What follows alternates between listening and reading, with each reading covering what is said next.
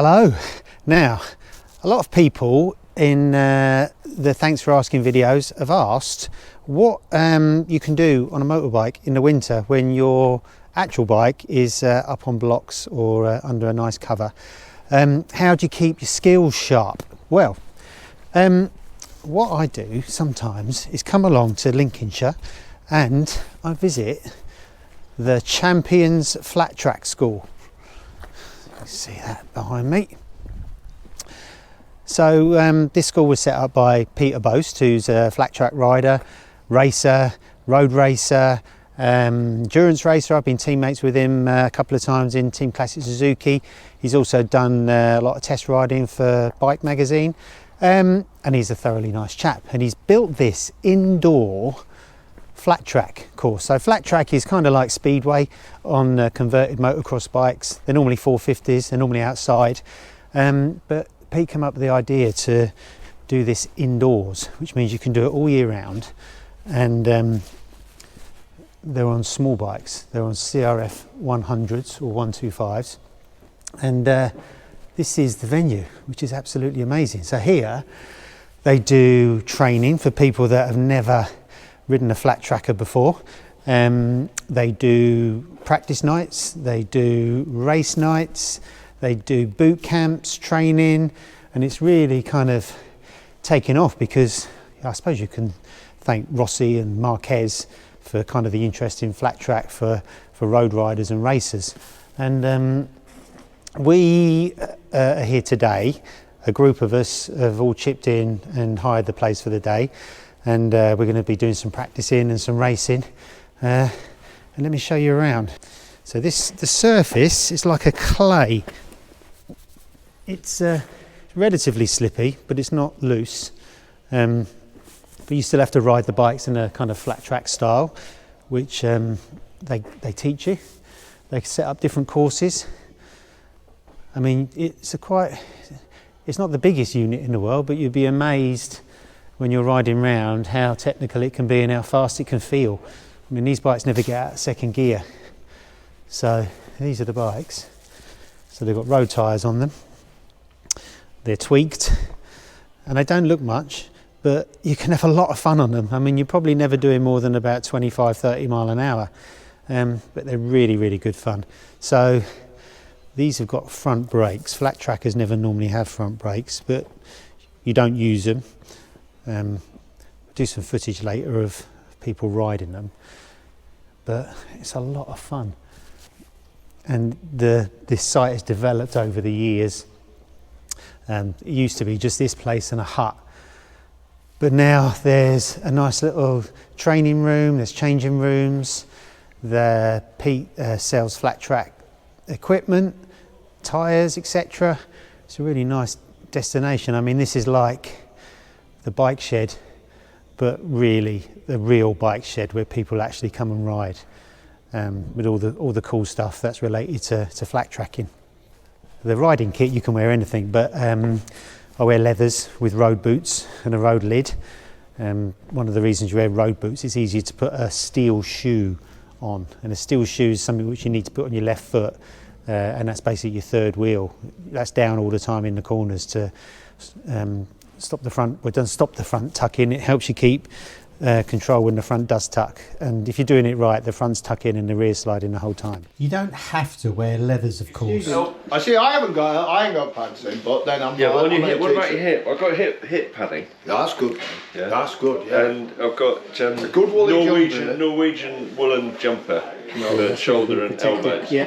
Have you been off on this before? It's got already got a that's your qualifying jumper, isn't it? Yeah, that's 2019 that one. And that one I think is from having a gut sticking out and carrying stuff in front of you, and it wears a hole. So I'm all kitted up. Got my little shoe, steel shoe on, and almost time to go. Our day starts with us being split up into two groups. On one side of the shed, first timers Charlotte, Dan, Nick, John, James and Max who hasn't ridden here for 10 years. They're being shown how to sit on the bikes, which is the complete opposite to a road bike, and drills for how to corner and stop, which basically involves skidding the rear sideways into a turn with no front brake. After that, it's lots of practice laps around a mini oval. Over on the other side, it's the effortlessly brilliant Pete Boast here on bike 34, with 2 Ruperts, a John and me. We've all been here before, but it's good to get your eye back in. Pete's now changed the course layout on our side of the shed for our first chase. Former PB legend Rupert Paul starts on one side of the track and I'm on the other. The first one to reach one of the finish lines after 4 laps wins.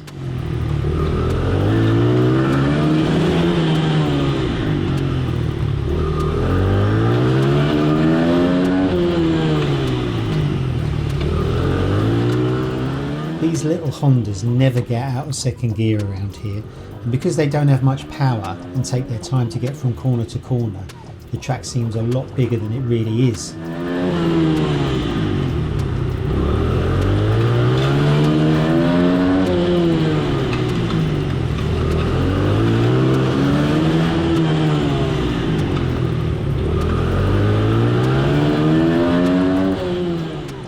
Now the track has been modified with a right hand kink in it and a quick left, making it that little bit more technical. We stay almost neck and neck for the entirety and Root takes the checkered flag.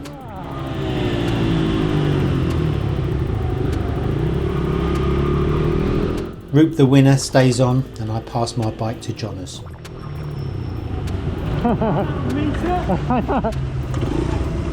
That's in second. And Jonas loses as I've left it in third rather than second.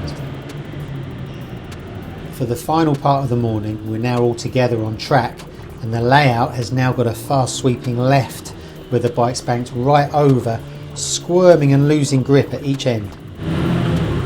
It feels weird, but as long as that steel shoe is down, you can control it. The bikes don't have the power to really slide on the way out on this surface, so it hooks up and feels quick along the straights when you're so close to the walls and barriers, even though you're only doing about 20 miles an hour.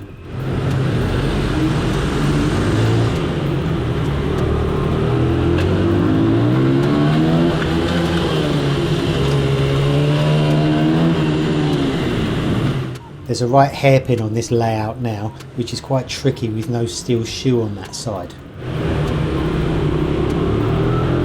Jackie serves us a magnificent lunch and we sit around the table VR46 Academy style. After that, Pete changes the track again and gets us doing Super Pole laps to decide where we're ranked for the sprint and endurance chases.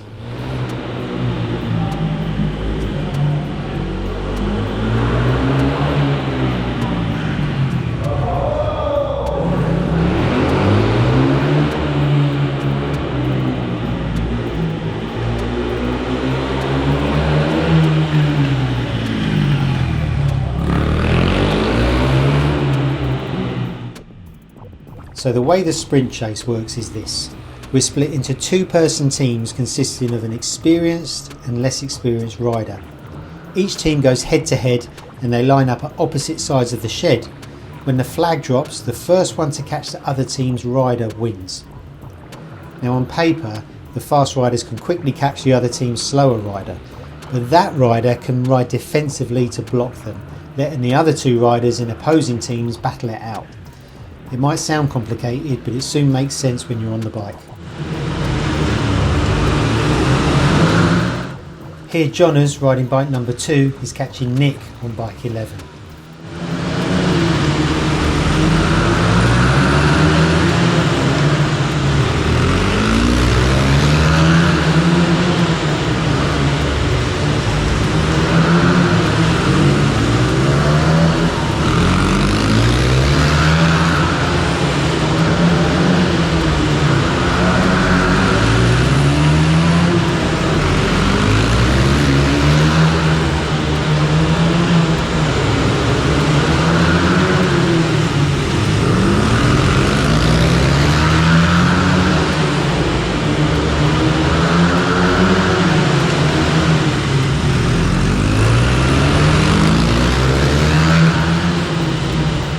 You can make it really hard for someone to pass here, and John almost wipes Nick out into the hairpin. Nick lifts it up and slides on the wet patch coming out, giving Johners the win. I'm partnered with John now and set off after the other team. This track layout is fantastic and you get all the sensations of riding on a big track with a little bike slipping and sliding.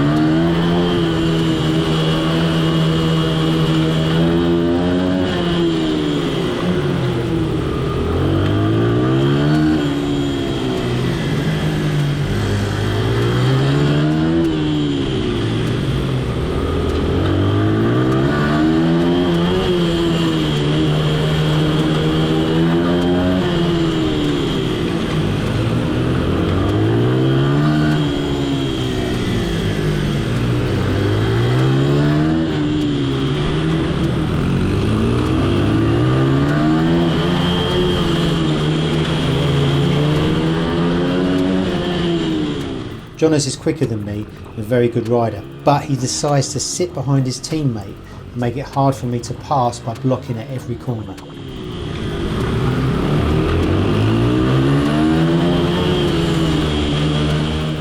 I have a go at riding around the outside on one of the hairpins, which doesn't work.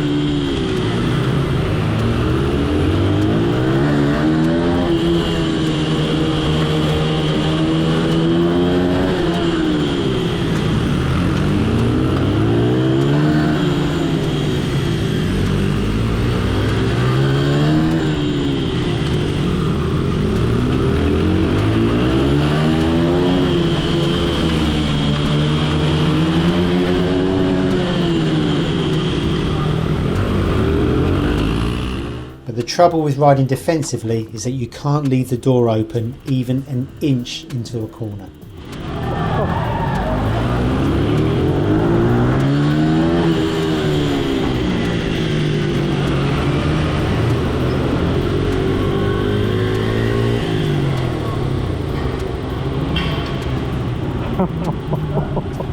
Oh dear.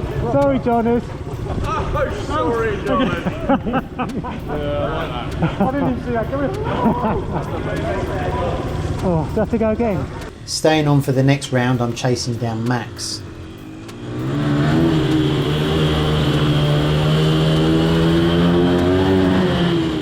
By this point in the day, after hundreds of left leg dangles, I can hardly lift my foot back onto the peg between corners. It feels like it weighs a ton.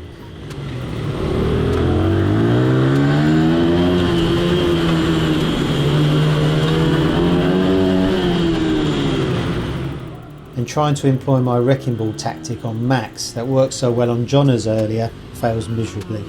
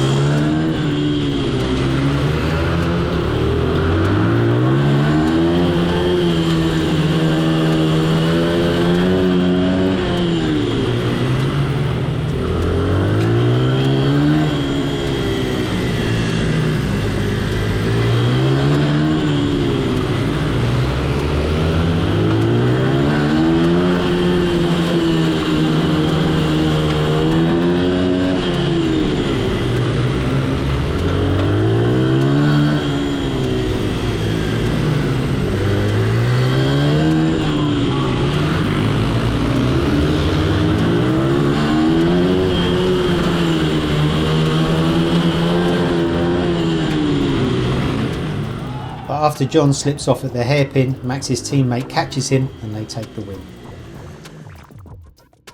An endurance sprint with teams of 2 and 3 ends our day.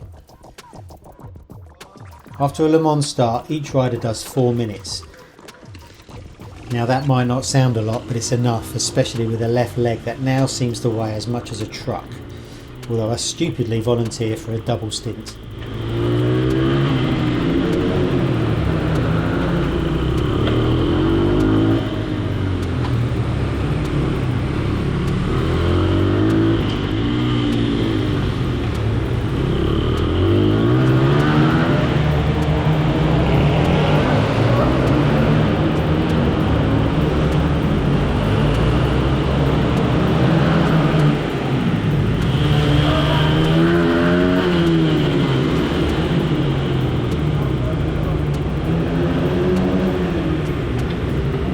Good luck.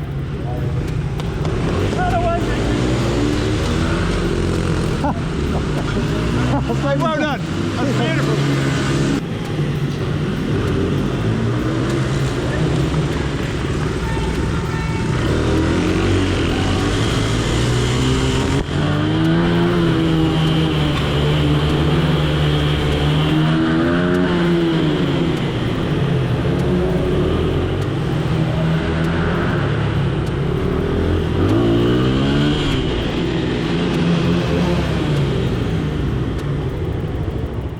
I'm not sure where we all finished, but Max took a couple of well-deserved wins. But that's the great thing about a day like this. It's all about just having fun, and really the results don't matter. Well, that's about as much fun as you're ever going to have with 8 horsepower. What an amazing day with all the different chase events, endurance events, and just generally mucking about on a motorbike when it's absolutely hammering down outside and it's grey and it's cold. This is superb. I mean, I've fallen off a few times, I've clattered into a few people a few times, had a really, really good day. I mean, Champions Flattrack School, give it a Google, have a look into it. You can go along as a complete novice. There's a lady here today called Charlotte who's basically never ridden a bike, and she's roaring round, so you don't really even need any experience in that respect. But yeah, no matter what your level, they can accommodate you here, and yeah, what an amazing day. I mean, January rides aren't normally this good, but yeah, check it out. It's Champions Flat Track School, hosted by the legendary Peter Boast, and I'm going to get my levers off now. And I was going to bring my bike here, but I knew that wearing a steel shoe all day and cocking your leg out just absolutely kills your hips. I can barely lift my leg up, so I bought my car. But thanks very much for watching. Stay tuned for more videos very soon.